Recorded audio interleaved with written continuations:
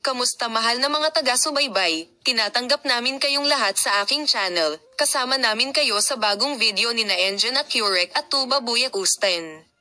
Ang apoy ay patuloy na mabilis na lumalaki sa kapitbahayan ng Los Angeles kung saan matatagpuan ang bahay ni na Tuba Buyak Usten at Engine Accurek. Ang $1,000,000 na villa ng Engine Accurek at Tuba Buyak Usten ay naging abo. Dahil si Engine at Tugba ay nasa Turkey noong panahong iyon, hindi sila dumanas ng anumang pisikal na problema mula sa sunog, ngunit ang mga bahay ng aming mga manlalaro ay nasunog hanggang sa abo. Nakatawag pansin si Tuba Buyak Usten sa pamamagitan ng paggawa ng isang pahayag pagkatapos ng insidente. Ang bahay ng aming mga buhay ay hindi nagpabeya na gumawa ng pahayag sa kanyang social media account. Nawalan kami ng bahay sa Los Angeles. Ito ay hindi lamang isang ari-arian, ito ay isang lugar kung saan maraming mga espesyal na sandali sa ating buhay ang naganap. Napakahirap ilarawan kung ano ang nararamdaman natin ngayon.